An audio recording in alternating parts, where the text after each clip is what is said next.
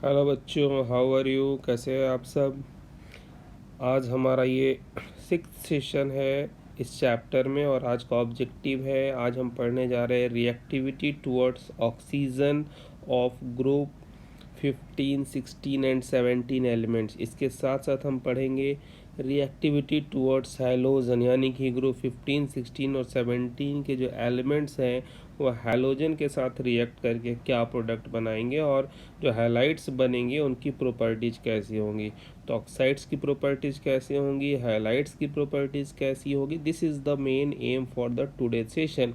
और लास्ट में एक छोटा सा टॉपिक बच्चों हम देखेंगे reactivity of this group elements with metal। तो now we are starting our session today.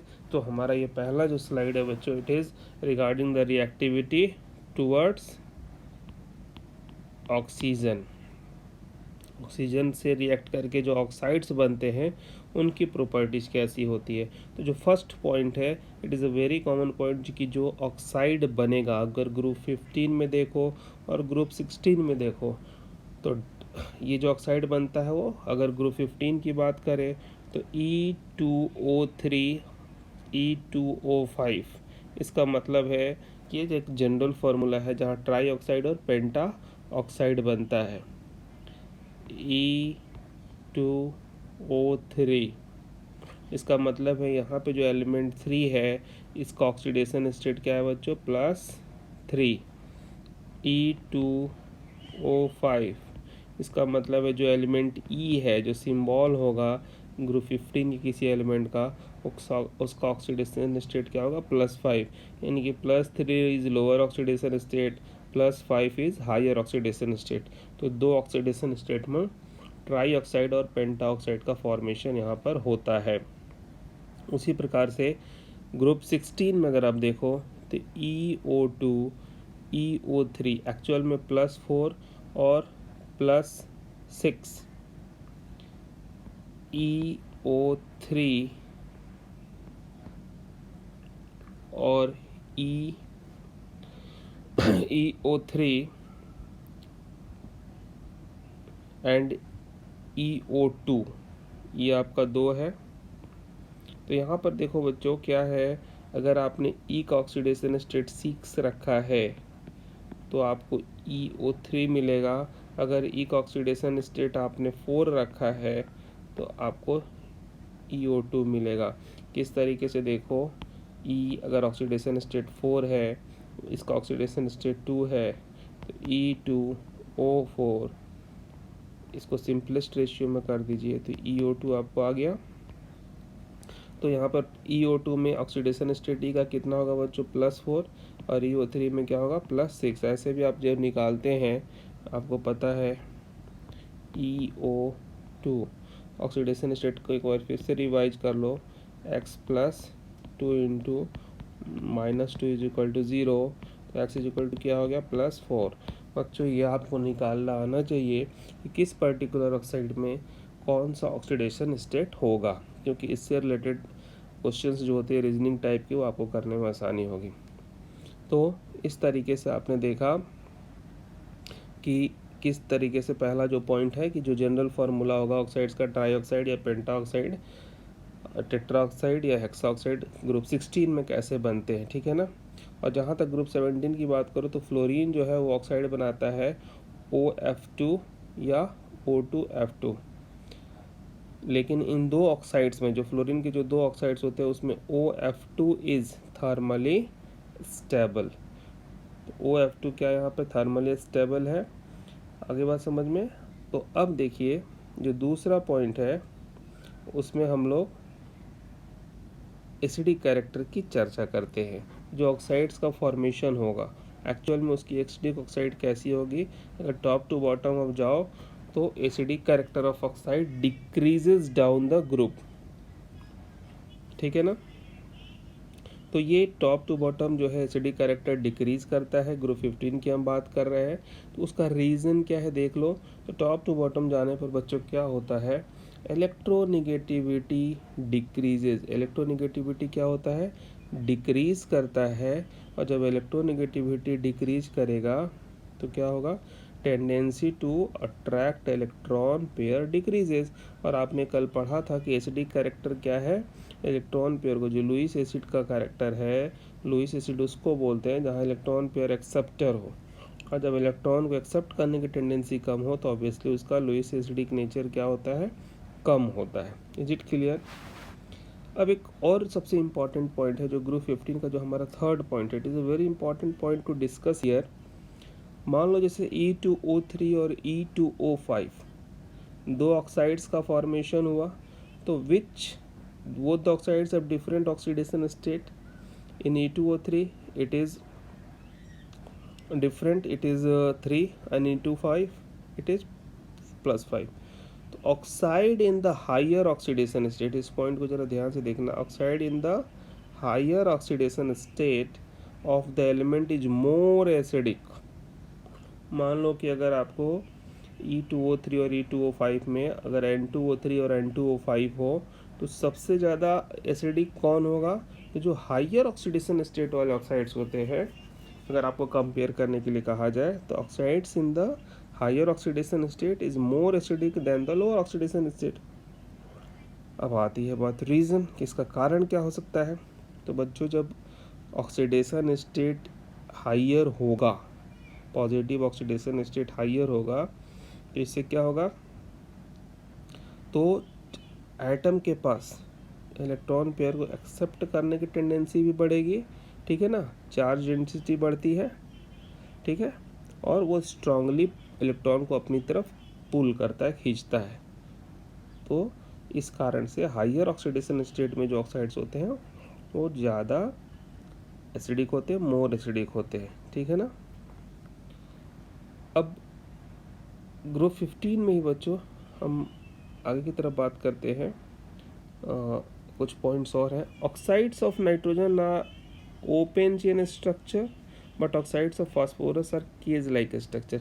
जो नाइट्रोजन के ऑक्साइड्स होते हैं, रीजनिंग टाइप क्वेश्चंस में पूछा जाता है कि नाइट्रोजन के ऑक्साइड्स होते हैं ओपन चेन स्ट्रक्चर होते हैं, जबकि वहाँ पे एक नेटवर्क बन जाता है फास्फोरस के ऑक्साइड्स में। तो उसके पीछे रीज़न क्या है, बड़ा सिंपल सा रीज़न है कि नाइट्रोजन में बच्चों जान लो कि डी ऑर्बिटल नहीं है, वहाँ पे पी पाई बॉन्डिंग होती है ऑक्साइड्स के फॉर्मेशन के लिए, जबकि फास्फोरस में पी पाई और डी पाई, फास्फोरस अपने डी ऑर्बिटल का भी यूज करता है, तो पी पाई डी पाई बॉन्डिंग वहाँ पाई जाती है। इस तरह के कुछ क्वेश्चंस रीजनिंग टाइप में पूछे जाते हैं, इसका आंसर आपको करना है। ओके, अगर बात करते हैं ग्रुप 16 पे ज़रा फोकस करिए। तो ग्रुप 16 में बच्चों देखो, ओजोन, थर्ड पॉइंट की मैं डिस्कशन कर रहा हूँ। ओजोन एंड सल्फर डाइऑक्साइड ये गैसेस स्टेट के ऑक्साइड्स हैं, लेकिन जो सेलेनियम डाइऑक्साइड होता है वो सॉलिड होता है, यानी कि टॉप टू बॉटम अब जा रहे हो तो ऑब्वियसली जो है ऑक्साइड्स जो है वो गैस से सॉलिड बनते जा रहे हैं, ठीक है ना, उनका एग्जिस्टेंस फॉर्म होता है।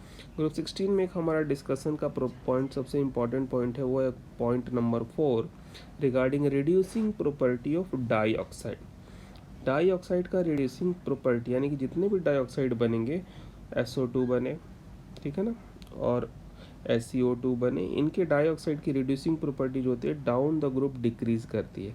तो स्वाभाविक सी बात है, रिड्यूसिंग प्रॉपर्टीज़ क्या होता है, और रिड्यूसिंग प्रॉपर्टी का मतलब है किसी को रिड्यूस करना, ठीक है ना। किसी को रिड्यूस करने का मतलब है कि आप या तो उसमें हाइड्रोजन ऐड करा दो, अगर हाइड्रोजन ऑक्सीजन के कॉन्सेप्ट से अगर आप जाना चाहते हो, ठीक है, या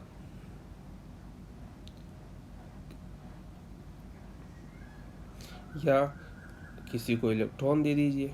अब बच्चों देखो, टॉप टू बॉटम जब आते हो तो क्या होता है, atomic size increases and ionisation potential decreases. अब बता देखो कैसे मैडम, एटम का साइज बड़ा हो रहा है, आयनाइजेशन पोटेंशियल घट रहा है, इलेक्ट्रॉन को बाहर निकालना आसान हो रहा है, आसानी से इलेक्ट्रॉन लूज हो सकता है। जब आप इलेक्ट्रॉन लूज करोगे इसका मतलब है किसी को इलेक्ट्रॉन दे सकते हो, और जिसको भी आप इलेक्ट्रॉन दोगे वो रिड्यूस हो जाएगा। तो ऑक्साइड्स जो होते हैं, डाइऑक्साइड्स, उनकी reducing properties top to bottom क्या होती है, वो जो डिक्रीज करती है। Is it clear? अब हम आते हैं ग्रुप 17 में। चूँकि यहाँ पर बच्चों कुछ पॉइंट्स है जो कि ऑलरेडी आपके सिलेबस के अकॉर्डिंग ग्रुप 15 में मेंशन है, कुछ का ग्रुप 16 में मेंशन है, तो थोड़ा सा पॉइंट्स जो है कंपेरेटिवली सेम नहीं है, तो इस चीज़ पर आप ज़रा ध्यान देंगे। और ग्रुप 17 का जो पॉइंट 2 है, O2F2 ऑक्साइडाइजेज प्लूटोनियम टू PuF6। अब देखिए यहाँ पर क्या है, O2F2 जो है वो क्या करता है, प्लूटोनियम को ऑक्सीडाइज करता है और उसमें PuF6, यानी यहाँ पर आपको प्लूटोनियम का ऑक्सीडेशन स्टेट जो है वो बढ़ जाता है, ठीक है ना। यहाँ पे +6 ऑक्सीडेशन स्टेट में प्लूटोनियम आ जाता है, और इस रिएक्शन का यूज होता है किस लिए, removing plutonium as a PuF6 from nuclear fuel, ठीक है ना। तो ये कहीं ना कहीं एप्लीकेशन है O2F2 का। और जितने भी O2F2 यानी ऑक्सीजन और फ्लोरीन के ऑक्साइड्स जो बनते हैं, एक्चुअली में these oxides are known as fluoride. इनको हम लोग किस नाम से जानते हैं, फ्लोराइड का। पॉइंट नंबर 3 पर फोकस करो, this oxides are known as fluoride. क्यों फ्लोराइड, क्योंकि यहाँ पर जो है फ्लोरीन की इलेक्ट्रोनेगेटिविटी ज़्यादा है, तो जिस एलिमेंट की इलेक्ट्रोनेगेटिविटी ज़्यादा होगी उसके नाम से ही वो जाना जाएगा। बाकी जो अदर मेंबर्स ऑक्साइड्स बनाएंगे तो उनको हम जनरल ऑक्साइड्स के नाम से जानते हैं। आगे बात समझ में। तो इस तरीके से बच्चों, अब ग्रुप 17 यहाँ पर देखो, इस स्लाइड में ग्रुप 16 हमने नहीं दिखाया। एक्चुअल में ग्रुप 16 की जो प्रॉपर्टीज़ थी वो हमने पहले डिस्कस कर ली।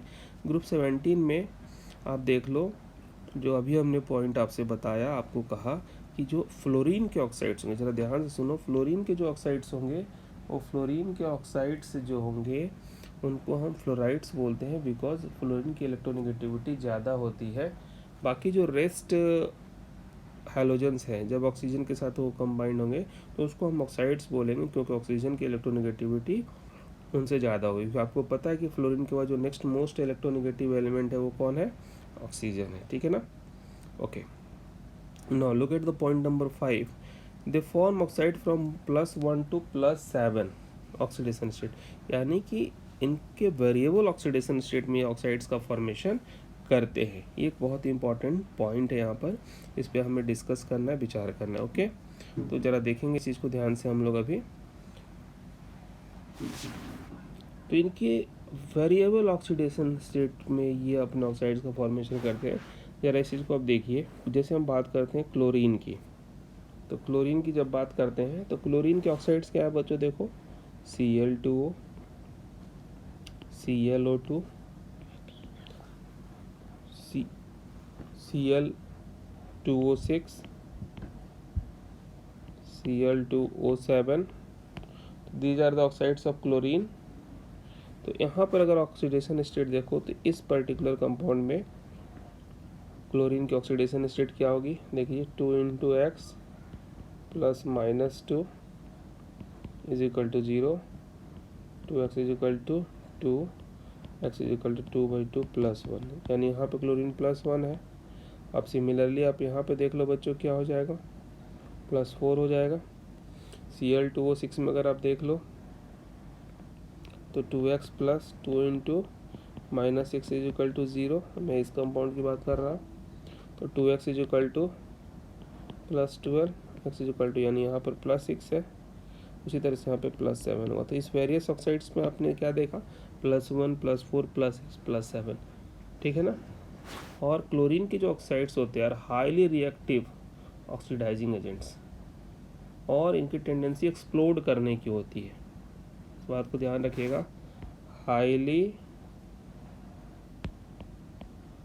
Reactive oxidising agent and having tendency to explode,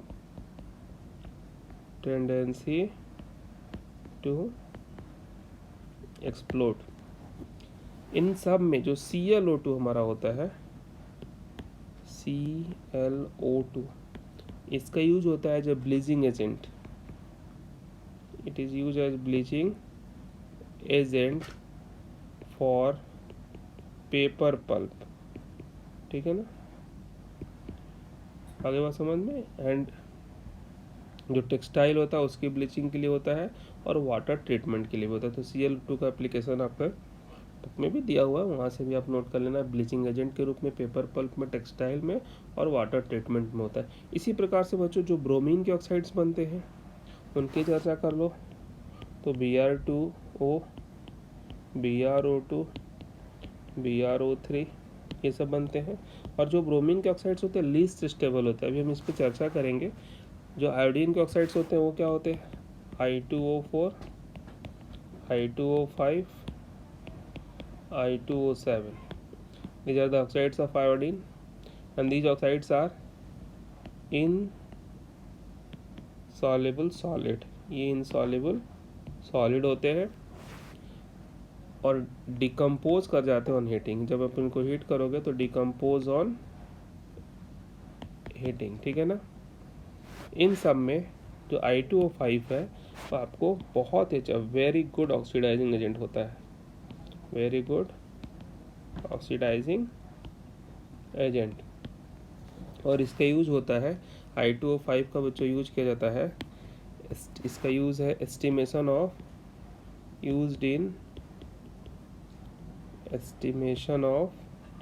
carbon monoxide, ठीक है ना। तो इस तरह से कुछ ऑक्साइड्स के एप्लीकेशन भी है। अब अपना एक सबसे इम्पॉर्टेंट जो है डिस्कशन वाला पॉइंट है कि अगर क्लोरीन भी ऑक्साइड्स बनाता है, ब्रोमीन भी ऑक्साइड्स बनाता है और आयोडीन के भी ऑक्साइड्स बनते हैं, तो इन सब में एक्चुअल में जो आयोडीन का ऑक्साइड्स होता है वो मोर स्टेबल होता है। पॉइंट नंबर 6 पे जरा ध्यान देना, इसको मैं सर्कल कर रहा हूँ, then those of chlorine and bromine. अब इसके पीछे रीज़न क्या है? तो बच्चों एक ही रीज़न है कि जो आयोडीन और ऑक्सीजन के बीच का जो बॉन्ड होता है उसकी स्टेबिलिटी होती है ड्यू टू पोलराइजेबिलिटी। वहाँ पे पोलराइजेशन बहुत ज़्यादा होता है आयोडीन का। और जो क्लोरीन ऑक्सीजन की बॉन्ड होती है वहाँ पे मल्टीपल बॉन्ड का फॉर्मेशन होता है, मल्टीपल बॉन्ड फॉर्मेशन, जहाँ पे क्लोरीन अपने डी ऑर्बिटल का यूज करता है और ऑक्सीजन के साथ मल्टीपल बॉन्ड p/d बॉन्डिंग बनाता है। और चूंकि ब्रोमीन क्लोरीन और आयोडीन के बीच में होता है इसलिए ये दोनों कैरेक्टरिस्टिक्स वो नहीं रख पाता है, there is lack of this two properties. यही कारण है कि आयोडीन की ऑक्साइड्स ज़्यादा स्टेबल होते हैं due to the greater polarisability of iodine.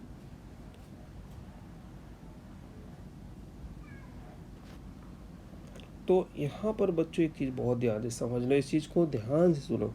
Stability of oxides of halogen में जो हायर हैलोजन्स हैं जैसे आयोडीन है, तो higher halogens have greater stability of their oxides. तो आप कहते हो फ्लोरीन, क्लोरीन, ब्रोमीन और आयोडीन, लेकिन यहाँ पर दो इम्पॉर्टेंट रीज़न है कि आयोडीन और ऑक्सीजन की जो बॉन्ड की स्टेबिलिटी होती है वो due to the greater polarity of the bond, while the stability of chlorine oxygen bond is due to multiple bond formation involving d orbital of chlorine atom। बात समझ में आ गई। ब्रोमीन जो कि इन दोनों के बीच में है, in being in between, lakhs both these characteristics. तो अब यहाँ पर क्या हो जाएगा, ऑक्साइड्स ऑफ आयोडीन जो आपका सीक्वेंस होगा, ऐसे क्वेश्चंस पूछे जाते हैं। तो आयोडीन के ऑक्साइड्स ग्रेटर स्टेबल होंगे देन क्लोरीन के ऑक्साइड होंगे और सबसे लास्ट में ब्रोमीन के ऑक्साइड की स्टेबिलिटी आएगी। आगे बात समझ में ना। तो जितने भी आयोडीन के ऑक्साइड्स होंगे दे आर मोर। कहीं अगर मान लो आपको कंपेयर करने के लिए दे दिया जाए तो उसमें स्टेबिलिटी कैसे आप देखोगे, तो जो आयोडीन के ऑक्साइड होंगे वो मोर स्टेबल होंगे, देन क्लोरीन के ऑक्साइड्स होंगे वो उनकी स्टेबिलिटी की बात की जाएगी और तब आपके ब्रोमीन के ऑक्साइड्स की बात होगी। एक पॉइंट सबको क्लियर हो गया? ओके, तो बहुत ही इंपॉर्टेंट पॉइंट था। तो अब हम आगे बढ़ते हैं, ज़रा सा आप देख लीजिए टेबल को, ज़रा ध्यान से देखो। स्पेशली नाइट्रोजन के ऑक्साइड्स की प्रॉपर्टीज़ की चर्चा की गई है। ग्रुप 15 के ऑक्साइड्स की बात करें तो ग्रुप 15 में बच्चों जो नाइट्रोजन ट्राईऑक्साइड बनाता है फास्फोरस के साथ, आर्सेनिक के साथ जो ऑक्साइड्स बनते हैं, नाइट्रोजन ट्राईऑक्साइड, फास्फोरस ट्राईऑक्साइड और आर्सेनिक ट्राईऑक्साइड, तो इनका एसिडिक स्ट्रेंथ क्या होता है, डिक्रीज करता है, क्योंकि इलेक्ट्रोनेगेटिविटी जो सेंट्रल एटम की टॉप टू बॉटम डिक्रीज करती है। ये ग्रेडेशन है, यानी कि किस तरह से वेरिएशन होता है। अगर आप बात करो पेंटा ऑक्साइड्स के एसिडिक स्ट्रेंथ की तो सेम ट्रेंड फॉलो अप होगा, रीजन विल बी सेम। चाहे वो ट्राई ऑक्साइड हो या पेंटा ऑक्साइड हो, टॉप टू बॉटम जब जाइएगा तो एलिमेंट्स के जो एसिडिक नेचर है वो डिक्रीज करेगी। अब हम सिर्फ acidic strength of oxide of nitrogen की बात करते हैं। अगर इसको हम 0.1 बोले, इसको 0.2 कह दें, इसको 0.3, तो सिर्फ नाइट्रोजन की बात करें और आपको इस तरह के क्वेश्चंस आते हैं। तो जब नाइट्रोजन की जब हम बात करते हैं तो यहाँ पर देखो N2O, NO, N2O3, N2O5 और N2O4, N2O5। अब इनमें अगर आपको ये सारे ऑक्साइड्स दे दिए जाए और तब आप इसको इंक्रीजिंग और डिक्रीजिंग ऑर्डर में अरेंज करना, तो बच्चों एक चीज़ सबसे इंपॉर्टेंट बात याद रखना, जो हायर ऑक्सीडेशन स्टेट के ऑक्साइड्स होते हैं दे आर मोर स्टेबल। वो क्या होते हैं, सबसे ज़्यादा स्टेबल होते हैं, इसलिए उनकी स्टेबिलिटी ज़्यादा होगी तो उसकी एसिडिक स्ट्रेंथ ऑफ ऑक्साइड जो होती है वो भी ज़्यादा होती है, तो उसके अंदर इलेक्ट्रॉन को गेन करने की टेंडेंसी क्या होती है, ज़्यादा होती है। तो ऑक्सीडेशन स्टेट से रिलेट करके देखेंगे, higher the oxidation state more the acidic strength, because there will be more tendency to accept the electron pair towards itself. तो अगर आप पहला कंपाउंड देखो तो यहाँ पर ऑक्साइड्स की बात करें तो इसमें इसका आपको +1 है N2O में, NO में बात करो तो +2 है, N2O3 की बात करो तो +3 है, N2O4 की बात करोगे तो आप +4 आएगा और N2O5 में +5 आएगा। तो इट क्लियर। तो आप ऑक्सीडेशन स्टेट देख के इंक्रीजिंग ऑर्डर में एसिडिक स्ट्रेंथ लिखेंगे। अगर स्टेबिलिटी की बात करो पेंटा ऑक्साइड्स की, तो stability of oxides of higher oxidation state decreases with increasing atomic number. It is a very important, जैसे जैसे एटॉमिक नंबर बढ़ता है पेंटा ऑक्साइड की स्टेबिलिटी हायर ऑक्सीडेशन स्टेट में डिक्रीज करती है। लोअर ऑक्सीडेशन स्टेट क्या होता है, ज़्यादा से ज़्यादा मोर स्टेबल होता है। ठीक है ना, उस बेसिस पर ये आपको यहाँ पर अरेंजमेंट की गई है। P2O5 इज मोर स्टेबल, फिर उससे कम होता है आर्सेनिक का पेंटा ऑक्साइड, फिर एंटीमनी, फिर नाइट्रोजन और फिर बिस्मथ। बीच में आप देखो जरा से यहाँ पे वेरिएशंस के अकॉर्डिंग देखो तो यहाँ पे N2O5 बीच में आ गया है। ठीक है ना। इस तरीके से बच्चों आपको थोड़ा सा ध्यान में रखना पड़ेगा इन सारे पॉइंट्स को। और चूँकि ये जो हमने यहाँ पे प्रॉपर्टीज़ ऑफ ऑक्साइड्स ग्रुप 15 की आपको दिखाई है, as it is not given in NCERT book, so generally in competitive points of view this is very important. वहाँ आप कॉम्पिटिशन के क्वेश्चन देखिए तो ऐसे क्वेश्चन पूछे गए हैं। इस तरीके से हमारा ऑक्साइड्स का प्रॉपर क्लियर हो गया, कंप्लीट हो गया। अब हम बात करते हैं हाइलाइट्स की। बहुत सिंपल है, हाइलाइट्स में देख लो, react with halogen to form MX3 trihalide और पेंटा हाइलाइट्स बनाते हैं। अगर ग्रुप 16 की बात करोगे तो EX6, EX4, EX2 type of highlights बनता है, जहाँ E क्या है, उस पर्टिकुलर ग्रुप का एलिमेंट्स का सिंबल आएगा। ग्रुप 17 चूँकि ऑलरेडी हैलोजन है तो हैलोजन और हैलोजन आपस में कंबाइंड होकर इंटर हैलोजन कंपाउंड का फॉर्मेशन करेंगे। अब बच्चों यहाँ कुछ रीजनिंग क्वेश्चन आते हैं जिसको हमने डायरेक्ट पुटअप करने की कोशिश की है। सबसे पहला क्वेश्चन ग्रुप 15 में आता है कि PCl5 एग्जिट करता है, फास्फोरस का पेंटा हाइलाइड बनता है, पेंटाक्लोराइड बनता है, NCl5 का नहीं बनता है, क्यों? सिंपल सी बात है, नाइट्रोजन के पास डी ऑर्बिटल नहीं है। जब डी ऑर्बिटल नहीं है तो अपनी कोवैलेंसी को इंक्रीज नहीं कर सकता। ठीक है ना। उसी तरीके से ग्रुप 16 में सेम पॉइंट है, SF6 exist but OF6 not exist. तो जहाँ यहाँ नाइट्रोजन था वहाँ पर अब क्या आ गया बच्चों, ऑक्सीजन आ गया, तो OF6 डज नॉट एग्जिस्ट। तो इस तरीके से अब देख लो कि सेम रीजन है आपको, absence of D orbital in oxygen. दूसरा थर्ड पॉइंट अगर आप देखिए तो NF3 is exothermic compound but NCl3 is endothermic compound. यानी NF3 का जब फॉर्मेशन होता है तो एनर्जी रिलीज होती है, जब NCl3 का फॉर्मेशन होता है तो एनर्जी देनी पड़ती है, एनर्जी ऑब्जर्व होती है। इसके पीछे रीज़न क्या है, तो रीज़न है फ्लोरीन का स्मॉल साइज का होना, उसकी इलेक्ट्रोनेगेटिविटी हाई होना। अगर आप बहुत ध्यान से एक चीज़ समझो बच्चों, तो कहीं एटॉमिक साइज की चर्चा कर लीजिए, कहीं इलेक्ट्रोनेगेटिविटी की चर्चा करिए, सोचिए, तो आपके रीजनिंग टाइप क्वेश्चन आसानी से वहाँ सॉल्व हो जाते हैं। ठीक है ना। अब है जो थर्ड पॉइंट है ग्रुप 16 में, वहाँ कहा जा रहा है SF6 इज हाईली अनरिएक्टिव। क्यों? देखो सल्फर के चारों तरफ 6 फ्लोरीन एटम्स हैं। अब 6 फ्लोरीन एटम से अराउंड ए सल्फर एटम, तो स्टेरिक हिंड्रेंस की बात आप करते हो, जहाँ पे स्ट्रक्चर के कारण हिंड्रेंस होता है। तो ये सल्फर किसके द्वारा प्रोटेक्टेड है, 6 फ्लोरीन के द्वारा, इसलिए SF6 का जो सेंट्रल एटम है वो अपने रिएक्टिविटी शो ही नहीं करता। पॉइंट नंबर 4 पे आ जाओ, pentahalides are more covalent than trihalides. तो पेंटा हैलाइड्स के पास जो है कोवैलेंसी ज़्यादा आती है, क्योंकि पेंटा हैलाइड्स का मतलब क्या है, उसके पास पॉजिटिव ऑक्सीडेशन स्टेट है, हायर पॉजिटिव ऑक्सीडेशन होने के कारण क्या होगा बच्चों, उसके कारण पेंटा हैलाइड्स में हायर पॉजिटिव ऑक्सीडेशन होने से सेंट्रल जो एटम है उसके पास लार्ज पोलराइजिंग पावर होगी देन हाइड्रोजन एटम, ठीक है ना। तो इस तरीके से आप कह सकते हो कि ग्रुप 15 में जो पेंटा हैलाइड्स होते हैं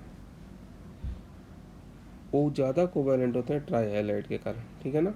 वो हायर ऑक्सीडेशन स्टेट में उस ग्रुप 15 के जो एलिमेंट्स हैं वो हैलोजन के रिस्पेक्ट में ज़्यादा पोलराइटी शो करते हैं, ठीक है। और ग्रुप 16 में जरा सा एक पॉइंट की बात की जाती है कि SF4 है सीसॉ टाइप ऑफ ज्योमेट्री। अब SF4 में आपको हाइब्रिडाइजेशन देखना है, sp3 हाइब्रिडाइजेशन होता है, SF6 में sp3d2 हाइब्रिडाइजेशन होगा। तो आपको हाइब्रिडाइजेशन निकालना आना चाहिए, जिसकी डिस्कशन जिसकी चर्चा हमने अपने पहले लेक्चर में ही कर दी थी। तो ये आप एक बार नोट्स में लिखने से पहले ज़रूर इसको रिवाइज करेंगे, एक बार देखेंगे कि ये पॉइंट आपको क्लियर हो जाना चाहिए कि SF4 का जो ज्योमेट्री SCU शॉप क्यों होता है और इसका ऑक्टाहेड्रल ज्योमेट्री क्यों होती है। Once you got the hybridisation you can easily write the answer why this two different molecules are different geometry. अब बात कर लेते हैं इंटर हैलोजन कंपाउंड की, जो आपके ग्रुप 17 की चर्चा हम करते हैं। एक हैलोजन एटम दूसरे हैलोजन एटम के साथ रिएक्ट करता है और इंटर हैलोजन कंपाउंड का फॉर्मेशन करता है, जहां आपको लिखा गया है कि द कंपाउंड में भी XX type, XX3 dash type. अब X और X डैश का मतलब क्या है, X का मतलब है जो लार्ज साइज का एटम हो हैलोजन होगा, और जो X डैश है वो क्या होगा, स्मॉल साइज का। कहने का मतलब सेंटर में लार्ज साइज का होगा, सेंट्रल एटम में जो होगा लार्ज साइज का हैलोजन एटम होगा, और सराउंडिंग वाले उसके छोटे हैलोजन एटम में। Is it clear. तो ये चीज़ यहाँ पर बच्चों यहाँ देखिए आप, इंटर हैलोजन कंपाउंड्स को कैसे हम प्रिपेयर कर सकते हैं, ये आपके अलग से एक टॉपिक दी गई है, जिसको हम यहाँ पे कंटिन्यूएशन में डिस्कस कर लेते हैं।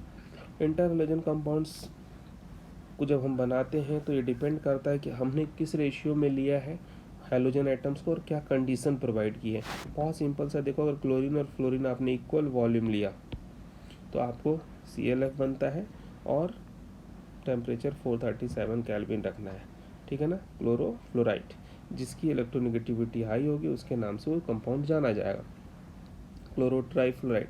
Cl2, अब F2 अगर एक्सेस में लोगे तो ऑब्वियसली फ्लोरीन की संख्या देखो 3 होगी, टेम्परेचर भी 437 से बढ़कर कितना हो गया, 573 केल्विन हो गया। I2 3Cl2, यानी अब ऑलरेडी बैलेंस्ड है तो ICl3 बन जाएगा। दोनों रिएक्शन को याद करना बहुत आसान है, और इक्विमोलर लोगे तो पहले वाले कंपाउंड की तरह बन जाएगा। ये और ये रिएक्शन एक जैसा कॉमन है, और ये रिएक्शन कॉमन है, तो ऐसे आप याद कर सकते हैं। आगे बात समझ में, ये कंडीशन बेस्ड है, डिपेंड करता है कंडीशन के ऊपर, ओके। अब बच्चों देख लीजिए कुछ प्रॉपर्टीज है इंटर हैलोजन कंपाउंड की, जो हम यहीं पर डिस्कस कर लेते हैं। कोवैलेंट मॉलिक्यूल होते हैं, पहला पॉइंट। डायमैग्नेटिक इनका नेचर होता है, वोलेटाइल सॉलिड और लिक्विड होते हैं एक्सेप्ट ClF। क्लोरीन क्लोरोफ्लोराइड को छोड़कर सारे सॉलिड्स होते हैं, सॉलिड और लिक्विड होते हैं। ClF जो होता है गैस होता है 298 केल्विन पर। मेल्टिंग और बॉइलिंग पॉइंट जो होती है लिटिल हायर देन एक्सपेक्टेड, ठीक है। इंटर हैलोजन कंपाउंड्स और 5th पॉइंट है more reactive than halogens, halogens के से ज़्यादा रिएक्टिव होते हैं एक्सेप्ट फ्लोरीन, फ्लोरीन को छोड़कर।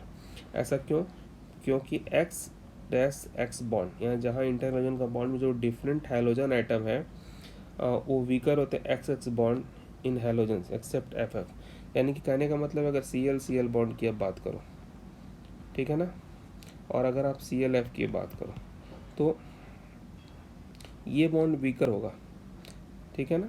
लेकिन अगर FF की बात करो तो ये बॉन्ड आपको क्या होता है, स्ट्रॉन्गर होता है। आगे बात समझ में, इसलिए inter halogen compounds are more reactive, जो बॉन्ड वीकर होगा तो उसकी रिएक्टिविटी ज़्यादा होगी। Undergo hydrolysis giving halide ion derived from the smaller halogen. जब आप हाइड्रोलिसिस करते हो तो हैलाइड आयन बनता है, और जो हैलाइड आयन बनता है वो स्मॉलर साइज वाले हैलोजन एटम से बनता है। यानी जब आप बात कर रहे थे एक्स डैश की, तो हैलाइड आयन एक्स डैश से बनेगा, ठीक है ना। तो देखिए यहाँ पर hypo highlight x dash, highlight x dash, इसको आप इस तरीके से लिखेंगे एक्स डैश। सब स्क्रिप्ट में बच्चों 3 लिखना। हैलेट एक्स डैट 5, पर हैलेट एक्स डैश 7, यानी कि जो 7 है वो सब स्क्रिप्ट में होगा, 5 है सब स्क्रिप्ट में होगा, ठीक है ना। तो ये इंटर हैलोजन कंपाउंड्स के नाम हो गए। हाइपोहैलाइट एक्स डैश, जहाँ दोनों हैलोजन एटम की संख्या इक्वल होगी। हाइलाइट, जब आपको स्मॉलर साइज का हैलोजन एटम की संख्या 3 होगी। हैलेट, जब स्मॉलर हैलोजन एटम की संख्या 5 होगी। पर हैलेट, जब स्मॉलर हैलोजन एटम की संख्या 7 होगी। अब जैसे हाइड्रोलिसिस आप करिएगा तो एक्स डैश H2O, तो आपको देखो हाइड्रोजन के साथ H डैश किया, यानी ये आपको हाइपोहैलाइट बन गया, यहाँ से HOX, ये वाटर बन गया, ठीक है ना। तो अब इनकी जो 7 पॉइंट है मॉलिक्यूलर स्ट्रक्चर की चर्चा कर ले। तो एक्स डैश यानी जो आपको हैलाइट है उन कंपाउंड्स का बेंड टी शेप से होता है।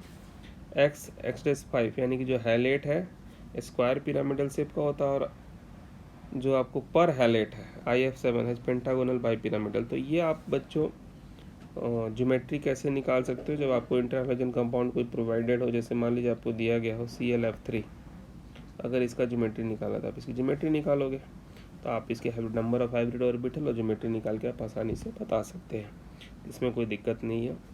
एग्जाम में क्वेश्चन आने से आप इजीली कर लेंगे। यूजेज क्या है, this compound can be use as a non aqua solvent.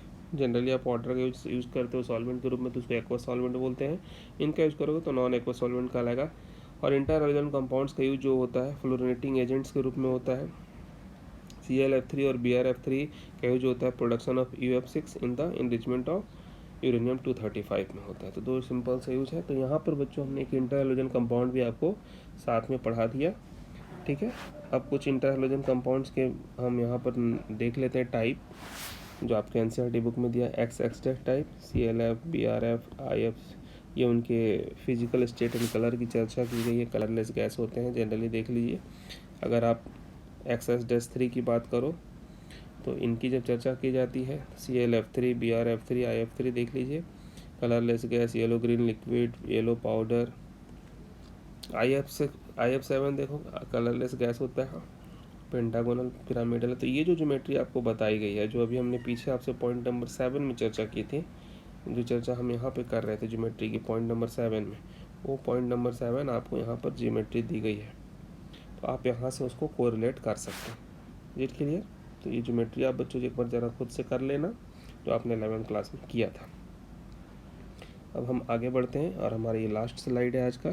थोड़ा आज का सेशन लंबा हो गया, but it was needed to complete this topic, because after this हम बच्चों सिर्फ 15, 16 और 17 के कंपाउंड्स के बारे में पढ़ना है, जो हमारा अब कॉम्परेटिव स्टडी नहीं होगा। Comparative study is completed today, then after from tomorrow अब हम एक एक करके ग्रुप वाइज कंपाउंड्स के बारे में, उसकी प्रॉपर्टीज, प्रिपरेशन मेथड के बारे में पढ़ेंगे, which is totally theoretical concept, just remembering point of view से बहुत इंपॉर्टेंट है। तो रिएक्टिविटी टुवर्ड्स मेटल हम जरा शॉर्ट में देख लेते हैं फटाफट से। Elements react with metal to form their binary compound. जब वो मेटल सिलेक्ट करेगा तो बाइनरी कंपाउंड बनाएगा, और जिसमें कि -3 इसका ऑक्सीडेशन स्टेट होता है। देख लीजिए कैल्शियम नाइट्राइड, कैल्शियम फॉस्फाइड, सब में आपको देख लो फास्फोरस का, नाइट्रोजन का जो ऑक्सीडेशन स्टेट है -3 है। Na3S में देख लीजिए सोडियम आर्सेनाइड में -3 है। तो इस तरह से बच्चों क्या है यहाँ पर ऑक्सीडेशन स्टेट -3 बनता है। बहुत सिंपल सा था। अगर आप बात करो ग्रुप 17 की, तो halogen reacts with metal to form metal halide का फॉर्मेशन करता है। ग्रुप 16 यहाँ पर नहीं है, आपके NCERT बुक में इस पॉइंट का डिस्कशन नहीं किया गया है। ब्रोमीन रिएक्ट करता है मैग्नीशियम के साथ, मैग्नीशियम ब्रोमाइड बनाता है।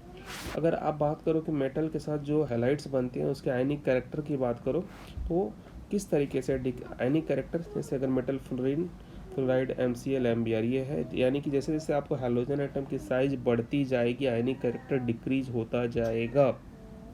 क्लियर है?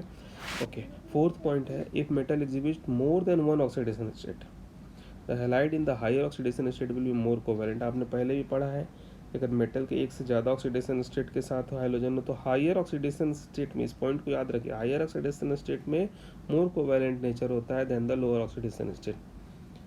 क्यों? कि central atom have larger polarising power than the halogen atom attach to it. वो सेम पॉइंट जो अभी हमने पीछे डिस्कस किया था। थोड़ा सा बच्चों सेशन आज का लंबा हुआ, फटाफट से कुछ क्वेश्चंस देख लीजिए जो आपको NCERT बुक में दिए गए हैं, आपके नोट्स में भी दिया गया है, इसको आपको सॉल्व कर लेना है। सो आज हमारा कॉम्परेटिव स्टडी कंप्लीट हुआ है। From today tomorrow onwards we will learn about the individual compounds and their preparation method, their properties, so there may be some reactions, so हम उसे पढ़ेंगे और आगे की तरफ बढ़ेंगे। Thank you. आप सब ने समझ लिया होगा, किसी को प्रॉब्लम हो तो हमें आप मैसेज करना। Thanks for watching, like and subscribe. Okay, you may log in to my blog also. Once again thank you to all, have a nice day, thank you.